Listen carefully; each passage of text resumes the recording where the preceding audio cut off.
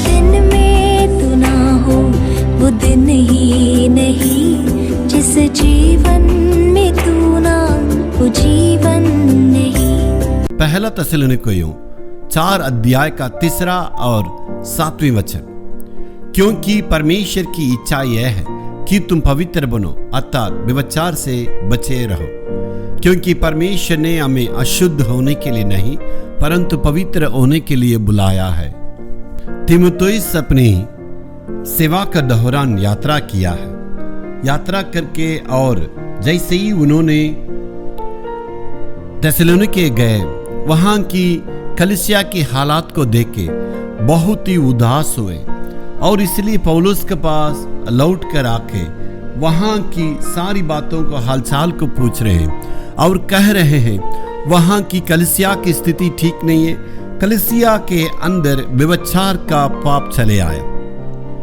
उसके चलते पौलुस को तो धक्का लगा, क्योंकि पौलुस ने उस कलीसिया के लिए सेवा की है। इस कलीसिया की भूमिका को आपको जानने की आवश्यकता है।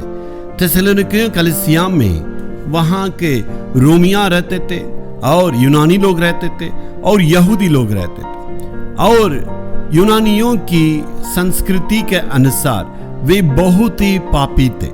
व्यभिचार करना उनके लिए एक मामूली था और उससे साधारण रूप से समझते थे। इसलिए जो कोई कलीसिया में जो यूनानियां आए थे वे भी इसी पाप करते हुए उस कलीसिया में रहने के चलते और पौलुस को बहुत दुख हुआ। तो इसलिए कहता है हमें परमेश्वर अशुद्धता के लिए नहीं परंतु पवित्रता के लिए हमें बुलाए हैं। जी हाँ, आजकल समाज में आप देख सकते हैं, समाज में इतनी बड़ी पाप बढ़ गया है। व्यभिचार का पाप, लुचपन का पाप और वेश्यागमन और नाजायज संबंध और परिवार के अंदर फूट को लाने वाली बातें, पति पत्नियों के बीच में समझदारी की कमी हो रही है, बच्चे माँ बाप के बीच में समझदारी कमी हो रही है और पूरा इधर उधर उतंग पतंग हो रही है। परिवार की स्थिरता खत्म होते जा रही है। जवानों के बीच में और लड़कियों के बीच में इस प्रकार की पाप बढ़ते जा रही, कलीसिया के अंदर भी आ गया। इसलिए आजकल इस पवित्रता के बारे में कलीसिया को कहना अनिवार्य। मेरे प्यारों, हमें पवित्रता के लिए धूम दिखाना है। इस प्रकार पाप को, समाज की पापों को कलीसिया के अंदर आने के लिए हमें कभी भी जगह नहीं देना है। Hallelujah, hallelujah, hallelujah.